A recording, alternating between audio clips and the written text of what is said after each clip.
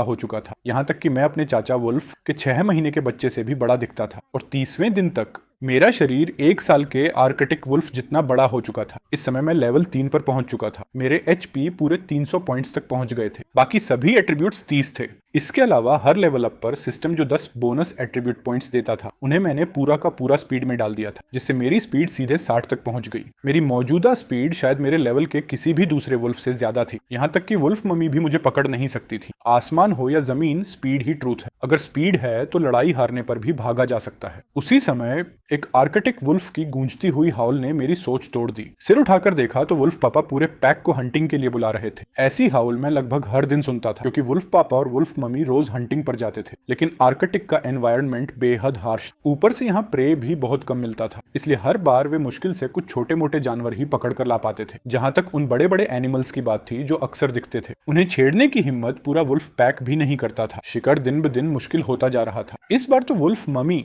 जो आमतौर पर डैन की रखवाली करती थी, उन्हें भी साथ जाना पड़ा। जाने से पहले उन्होंने अपना सिर मेरे शरीर से हल्के से रगड़ा, जैसे मुझे छोटी बहन का ध्यान रखने की रिस्पॉन्सिबिलिटी दे रही हो। फिर मुड़कर चली गई। रवाना होने से पहले वुल्फ पापा ने भी मेरी कजन सिस्टर को डैन की निगरानी करने का आदेश दिया। सब कुछ तय होने के बाद मम्मी पापा साथ और वुल्फ्स को साथ लेकर दूर निकल गए। इस बार गुफा के सभी 8 एडल्ट स्नो वुल्फ्स हंटिंग पर चले गए थे। पीछे सिर्फ 5 वुल्फ कब्स बचे थे। उनमें सबसे अलग एक ऑर्फन वुल्फ था, जो हमेशा अकेला रहना पसंद करता था। उसे वुल्फ मम्मी पापा ने हंटिंग के दौरान पाया था और दया करके घर ले आए थे। वो सिर्फ 3 महीने का था, लेकिन उसका शरीर मेरी 6 महीने वाली कजन के बराबर था। उसकी ग्रोथ भी बिल्कुल साधारण नहीं थी। वुल्फ पैक के जाने के बाद मैं कुछ देर सोच में डूब गया। मुझे लगा अब समय आ गया है कि मैं खुद हंटिंग पर निकलूं, क्योंकि मेरी एपिटाइट लगातार बढ़ती जा रही थी। मैं तो एक एडल्ट स्नो वुल्फ से भी ज्यादा खाने लगा था, जबकि वुल्फ मम्मी पापा पहले ही हंटिंग के लिए बहुत मेहनत करते थे। पिछले कुछ दिनों में वे साफ तौर पर दुबले हो गए थे। जाहिर था कि वे खुद भूखे रहकर सारा खाना मुझे और मेरी सिस्टर को दे रहे थे। ये देखकर मुझे लगा कि अब वक्त आ गया है कि मैं उनका कुछ बर्डन शेयर करूं। इसके अलावा डिवोरिंग एवोल्यूशन सिस्टम का अस्तित्व भी तय कर चुका था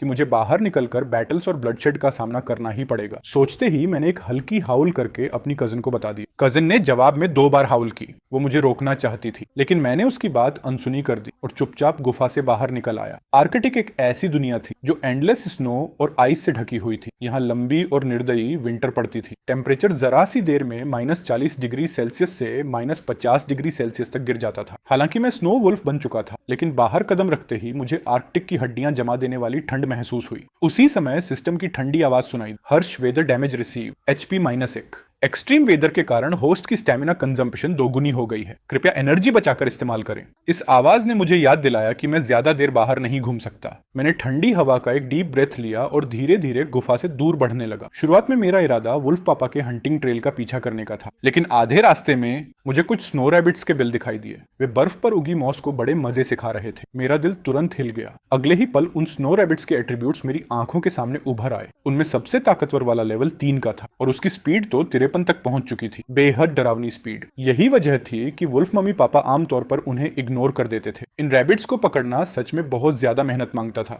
लेकिन मेरे लिए यह कोई बड़ी बात नहीं। मैंने अपनी सांस रोक ली, पेट को जमीन से चिपका दिया और धीरे धीरे आगे रेंगने लगा। जब दूरी सिर्फ 10 मीटर रह गई, तब उस स्नो रैबिट ने मुझे देख लिया और घबराकर जान बचाकर भागने लगा। मैंने अपना शरीर झोंक दिया और बिजली की तरह आगे लपका। हवा में मेरे तेज वुल्फ क्लॉज निकल पड़े। मैं जमीन पर गिरते ही उस पर झपटा। मेरे वुल्फ पॉ का एक भारी वार सीधे उस नर खरगोश की गर्दन पर पड़ा। झुंड का लीडर नर खरगोश उसी वक्त बर्फ पर ढेर हो गया। मैं तुरंत मुड़ा और बाकी शिकार का पीछा करने लगा। आखिरकार मैं कई छोटे खरगोशों को भी पकड़ने में सफल हो गया। आधे घंटे बाद 6 आर्कटिक रैबिट सफेद बर्फ पर बिखरे पड़े थे और मेरी भी आधी से ज्यादा स्टेमिना खत्म हो चुकी थी। मैं सीधे एक आर्कटिक रैबिट की लाश के पास गया और एक बड़ा सा कॉर निगल ली। होस्ट आर्कटिक रैबिट का मांस खा रहा है। एक एवोल्यूशन पॉइंट प्राप्त हुआ। सिस्टम की आवाज सुनते ही मैं और भी तेजी से खाने लगा। किसी भी तरह का खाना निगलने पर एवोल्यूशन पॉइंट्स मिलते थे, बस शुरुआत में मिलने वाले पॉइंट्स ज्यादा होते थे। नर खरगोश और एक छोटे खरगोश को खत्म करने के बाद इवोल्यूशन पॉइंट्स घटकर सिर्फ 0.1 रह गए। 2 आर्कटिक रैबिट्स को पूरी तरह साफ करने के बाद मैंने और नहीं खाया। मैंने जमीन पर पड़े खरगोशों की लाशों को मुंह में दबाया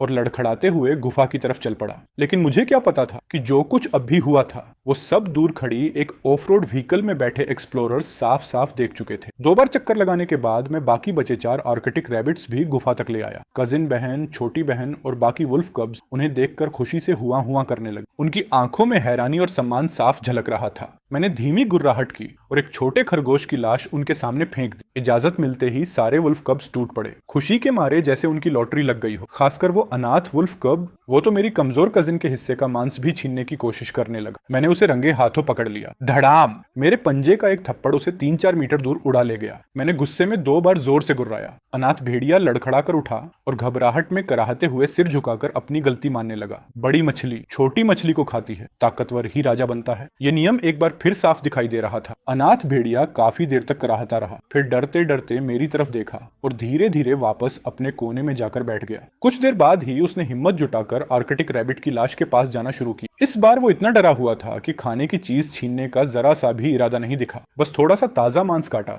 और फिर फौरन पीछे हट गया। पहले वुल्फ कब्स के बीच यही सबसे ज्यादा दबंग और बदमाश था, लेकिन आज की पिटाई ने इसका पूरा घमंड निकाल दिया था। उसकी आंखों में डर भी था और उलझन भी। शायद उसे समझ नहीं आ रहा था कि जो भेड़िया पहले ठीक से खड़ा भी नहीं हो पाता था, आज वही उसे इतनी आसानी से कैसे पीट गया। ऊपर से मेरा शरीर भी उसे साफ तौर पर बड़ा हो चुका था। उसकी छोटी सी आंखें सवालों से भरी हुई थी, लेकिन उसे जवाब देने की फुर्सत किसे थी। एक आर्कटिक रैबिट खत्म करने के बाद चारों वुल्फ कब्स पेट भरकर खा चुके थे। सबके पेट गोल मटोल हो गए थे। बाकी बचे 2 छोटे खरगोश मैंने वुल्फ मम्मी के हिस्से के लिए बचाकर रख दिए। पलक झपकते ही रात हो गई। वुल्फ मम्मी, वुल्फ पापा और बाकी वुल्फ्स भी थके हारे शरीर लेकर बाहर से लौट आए। आज उन्हें सिर्फ एक पोलर बेयर द्वारा छोड़ी गई आधी सील की लाश मिली थी। इतना खाना उनके लिए बिल्कुल नाकाफी था। पेट भरना तो दूर, शायद दिन भर की थकान भी उससे पूरी नहीं हो सकती थी, और आज तो उनके बच्चों को भी भूखा सोना पड़ता। ये सोचकर वुल्फ मम्मी ने झुंझलाहट में हल्की गुर्राहट की। अगर हालात ऐसे ही रहे तो वुल्फ पैक ज्यादा दिन टिक नहीं पाएगा। अचानक वुल्फ मम्मी की नाक फड़क उठी। उसे गुफा के अंदर से तेज खून की गंध महसूस हुई। उसकी लगातार हुई हुई सुनकर बाकी 7 वुल्फ्स भी तुरंत सतर्क हो गए।